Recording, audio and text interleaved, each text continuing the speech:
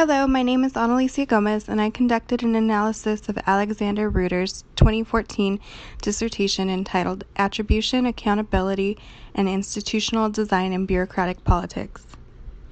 In his dissertation, Reuter looks at the role of agency institutional design and the importance of media coverage to determine how citizens allocate blame for the actions of federal regulatory agencies in a three-part dissertation which seeks to answer 4 questions.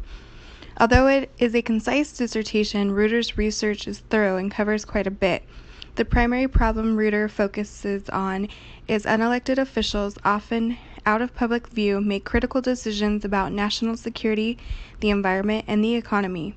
For example, agencies produce regulations that are a product of science, interest group input, congressional and presidential influence, and the discretion of agency leaders.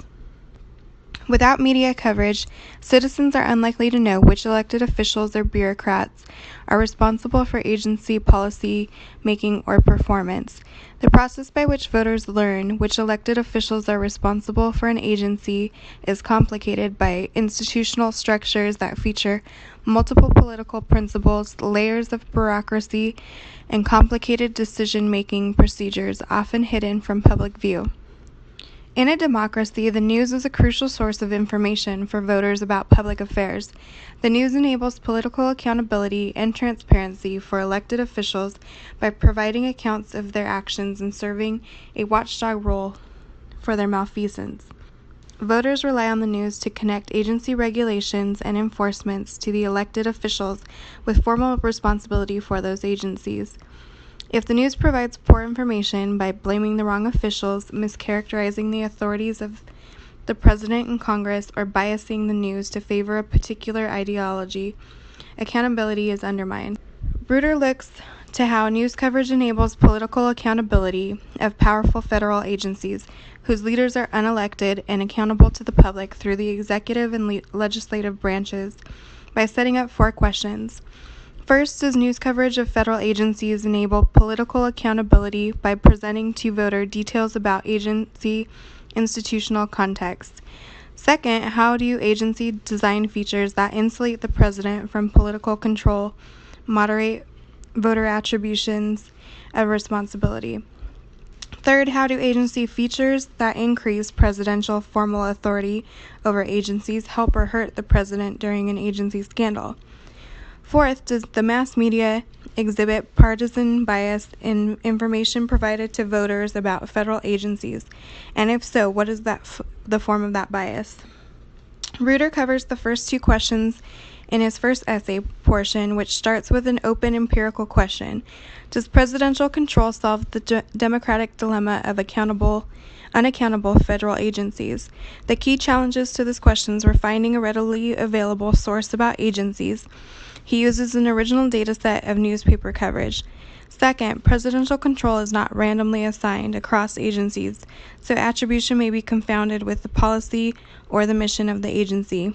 He limits bias by studying articles on the same policy, in this case antitrust, by looking at the Federal Trade Commission Bureau of Competition and the Department of Justice Antitrust Division. He compares article on antitrust policies. There is no traditional literature review, rather it is briefly woven in throughout the essays. This particular essay focused on Rosen's concepts of holding government bureaucracies accountable by using the media as a crucial watchdog. However, this lacked a lot of the discussion on the background of establishing these controls over administrative departments from Brownlow, Merriam, and Golick. From there, he set up a design, framing, and installation hypothesis about how agencies would be covered by the news and how voters would react. Combine these 3 hypotheses, seek to examine whether news coverage differs across agencies with varying levels of presidential control, whether political news frames result in greater attributions of responsibility to elected officials, and whether information about agency design moderates attributions of responsibility. Reuter's model looks at a 21-year and 4 presidential administrations span of 150,000 articles out of the New York Times, Wall Street Journal, and LA Times on the 2 agencies. He then uses a latent Dirichlet allocation model to find word rankings and splits them and assigns them to a political frame and a policy frame.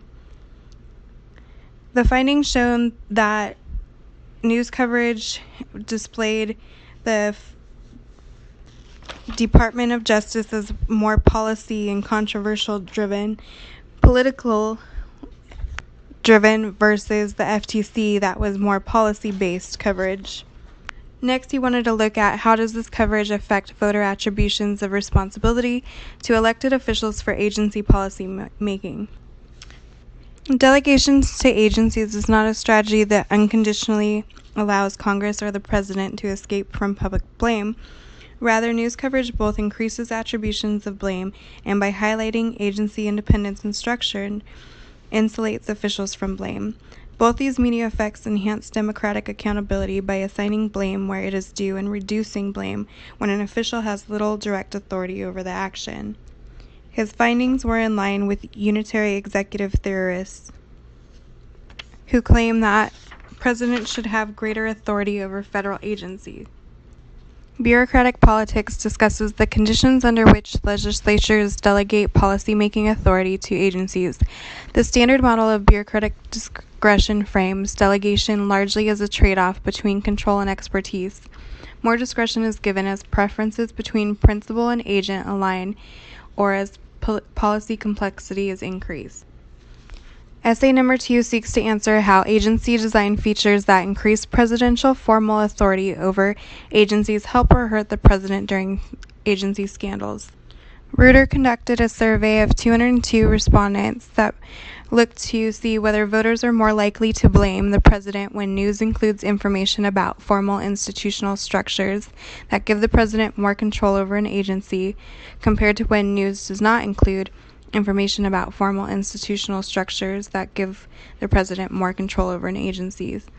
The results presented here show that elected officials must consider more than preferences and agency expertise when delegating policy-making authority to an agency. Delegation to executive agencies increases control, but at the cost to the president of greater attribution of responsibility for the agency's actions. Less control may reduce the official's policy utility, but with the benefit of being shielded from electoral blame. These effects, however, depend largely on the accuracy of the information given to voters through sources such as the news.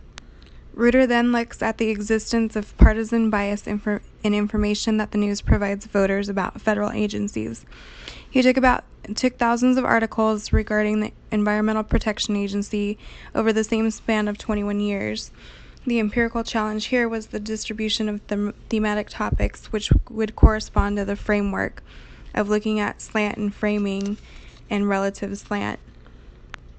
He compared the New York Times versus Wall Street Journal, which represent different ideologies, and uses a DMR model to review the topics and develop a topic modeling that corresponds to a political frame and a consequence frame. Using a dictionary-based approach, he calculated the proportion of words in each news article that are also contained in a reference set of negative tone words. His finding was that the Wall Street Journal features significantly more negative news coverage of EPA rulemaking than the New York Times. The conservative-leaning Wall Street Journal is more likely to focus on the negative economic consequences of EPA regulation, such as the costs and the burden on small businesses, while the New York Times is slightly more likely to feature politics in its coverage of EPA rulemaking. Further research would suggest the empirical evidence lays a foundation for future theoretical work on agency design and political accountability. Scholars such as Kagan often assume that presidential control leads to more political accountability because it opens the black box of agency policymaking, allowing voters to blame or reward a single elected official in charge of an agency. Future work should investigate additional ways that voters acquire information about agencies and how elected officials and bureaucrats strategically act in this information environment. Delegation theorists who model the benefits of delegation in terms of the use and acquisition of agency expertise can extend models to account for the combined benefits of expertise and blame avoidance when voters have limited information about agency political control.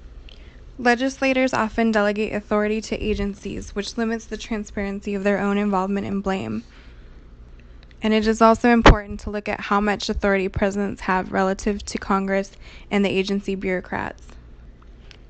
In our readings, Hummel cites, "The public still expects presidents to lead, not just manage. When presidents do neither, their stock sinks. Though their outlook may be restricted, their choices are preset, not only by previous political commitments, but their formulation and execution are limited by a bureaucracy. Therefore, the proper allocation of blame and credit is necessary for democratic governance. Voters learn who is responsible for an action, form judgments about their performance in office, and then vote according to those judgments. Concerns about the proper allocation of blame motivates many scholars to advocate for more presidential control over agencies. In summary, scholars pay much more attention to agency design features and their implications for clarity of responsibility, but we know little about how the public actually learns of or perceives these differences. Studying these institutional structures of independent regulatory commissions is important because of their vast policy-making responsibilities. Their reach goes into almost every aspect of everyday life. And so it is important to maintain accountability and transparency. Thank you.